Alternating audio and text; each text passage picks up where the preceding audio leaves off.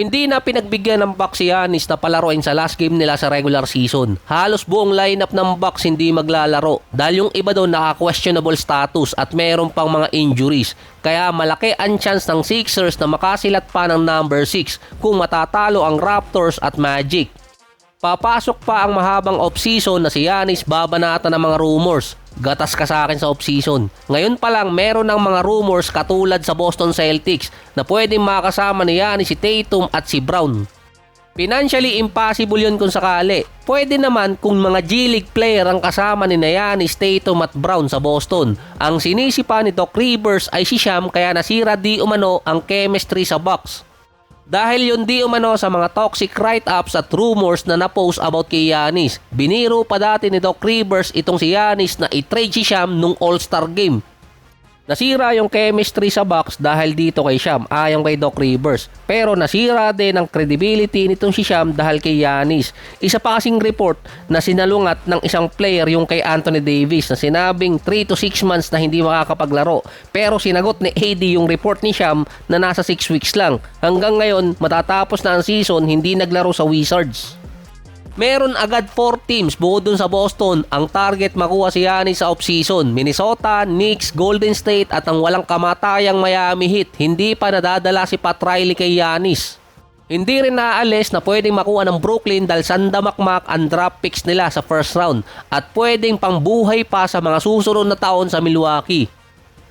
Ang mga teams merong until October 1 para masilat si Giannis sa Bucks dahil ito yung time na pipirma siya ng $275 million na extension na base pa sa team owner na kung hindi pipirma si Giannis, iti-trade siya sa ibang team.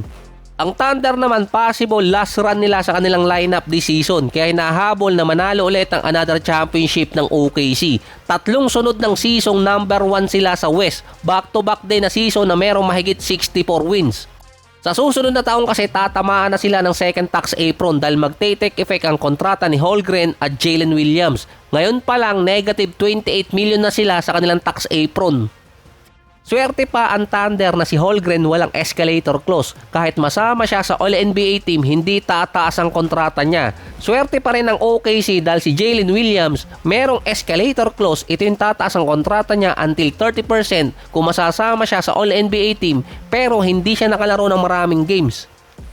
Pwede di umanong magpakawala ng player ng Thunder sa off-season para ma-accommodate nila yung tatlong star player nila. Dahil papasok ng 2029 season, ito yung pwedeng magkaroon ng expansion team.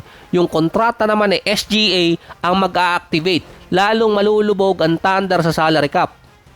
May workaround naman doon ng OKC, sandamakmak pa rin ang kanilang first round pick. May chance pang i-trade ng Thunder yung first round pick ng Clippers. Depende kung saan babagsak. Ang pinakamababa kasi pwedeng bagsakan nun sa first round ay number 14 until number 18. Pwedeng ilipat ng Thunder sa ibang taon para mag-match ulit sa kanilang timeline. Ang problema lang naman talaga ng Thunder papasok ng off-season yung kanilang salary cap. Hindi yung mismong lineup kung sino ang bibitawan nila para talaga ma-accommodate yung kanilang mga player. Ilang taon nang nasasayang yung mga first rounder din na nakukuha nila. Meron ding mga first rounder na galing pa doon sa ibang team. Katulad na lang sa Philadelphia na posibleng makuha din nila mula Sixers. Galing pa yon sa Al Horford trade. At yung first rounder naman ng Jazz nasa Thunder din. Ito naman yung kapalit dati kay Derek Favors. Pero pwedeng mawala kasi yung first rounder na yon depende kung kukunin ng OKC or mariretain naman ng Jazz. Ang Rockets naman hindi na paglalaroin ng kanilang core player kasama si Kevin Durant at Sengun dahil no bearing games na yon kontra sa Memphis. Kahit manalo or matalo sila, number 5 pa rin sila sa standing at mag-iintay na lang ng makakalaban sa first round. Ang San Antonio naka-questionable status sina Wemby, Cassell at Devin Vassell. Meron pa ring rib contusion injury si Wemby. Hindi pa alam or wala pang report kung paglalaroin din ng San Antonio yung iba nilang core player. Ang Lakers naman mukhang balak habulin yung top 3 dahil wala sa kanila ang nasa injured list bukod lang dito kay Jackson Hayes at yung sa Magshota. Ang Jazz maraming player ang wala sa kanila. Possible kung ano yung ginamit nila versus Memphis, yun din ang gagamitin versus Lakers. Ang Nuggets, wala si Jamal Murray, Gordon, Hardaway, Cam Johnson at Christian Braun sa lineup.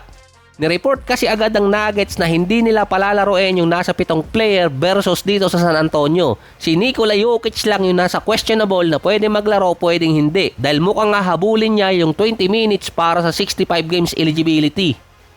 Nasa 50-50 chances ang Nuggets kontra sa San Antonio at posible silang pumatak ng number 4. Ang Lakers naman nasa 70 and 30% versus dito sa Jazz.